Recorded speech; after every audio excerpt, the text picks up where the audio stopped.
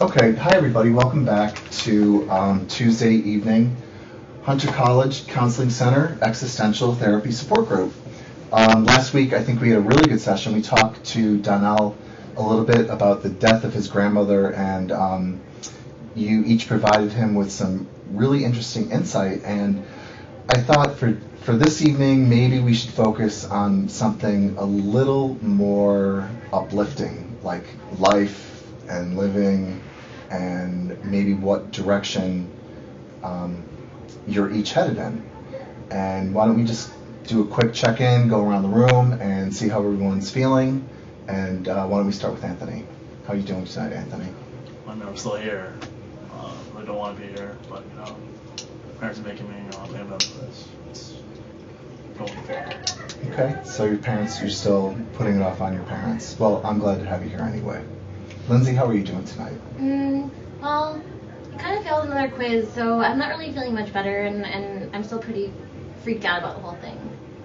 All right, well, I hope we get a chance to talk about that tonight. Maria?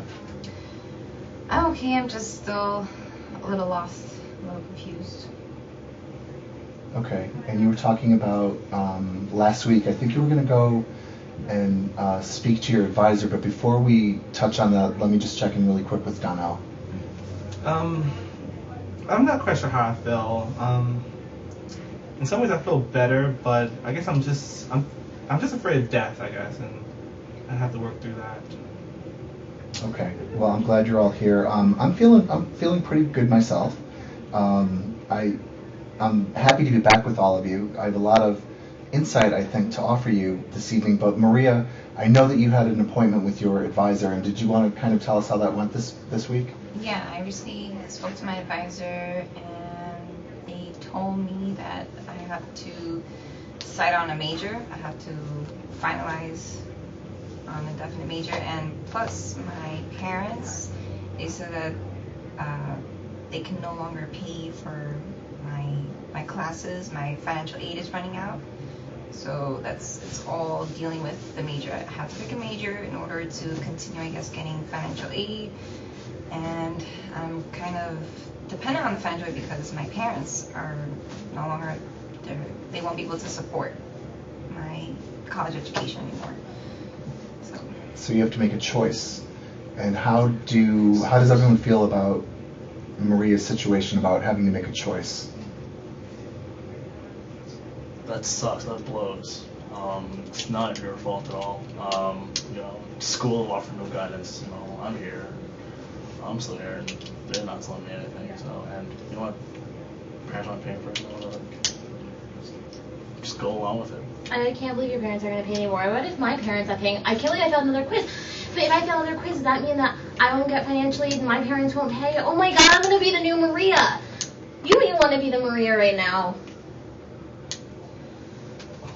Well, Maria, I can speak from some experience here. I mean, when I was working on my bachelor's degree, I spent about 5 years, I was taking like 2 classes at a time and just kind of taking my time, and it seemed okay at that point, but what I've realized just lately is that, life is short, and you probably do want to pick something. I mean, if I had to do it again, I would pick something sooner, move forward. I mean, time is limited. And then you don't have to be nervous, right? Because you're probably really nervous. I would be nervous. I am nervous.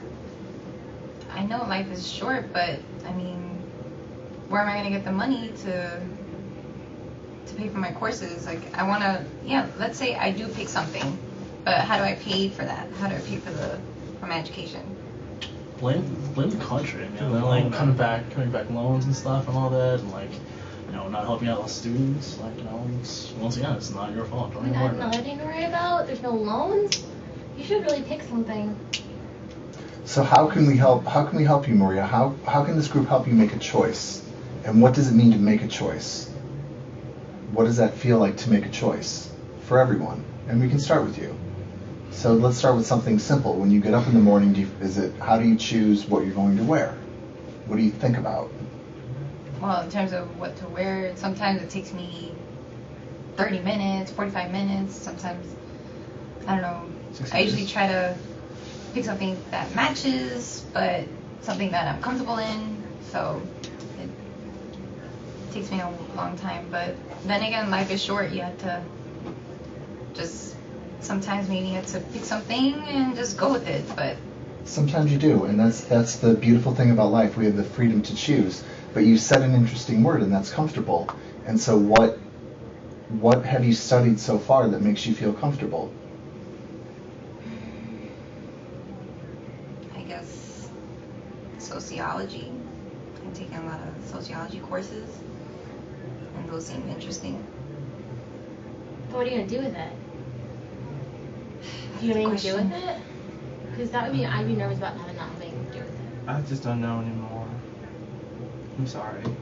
Just Blame the job market for not giving you the opportunities or the jobs that you need. So there's a lot. Anthony talks a lot to you about blaming, and I think that it doesn't sound like Maria doesn't sound like she's blaming. It sounds to me like Maria is taking responsibility, and I think that the anxiety that Lindsay is displaying, I think Maria is acting on herself. And I could be wrong, but it seems like you actually know you have to make a choice, and sometimes that anxiety actually propels us to make good decisions, and it's healthy anxiety. Yeah, I am aware. Like I do feel like I take a lot on myself. And I have to make choices. But yeah, I don't feel like I'm blaming other people for my choices, for my decisions. But yeah, I think I am putting a lot onto myself.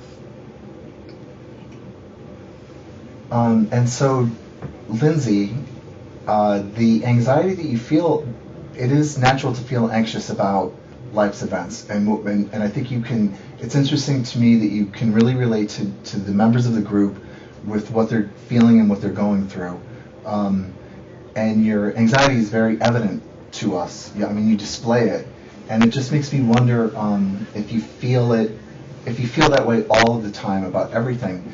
And I think that probably next week we can talk a little bit more about that, if that's okay. Anthony, in terms of blaming, I think that, again, what existential practice or theory helps us as people to do is, it shows us that we're free to make choices.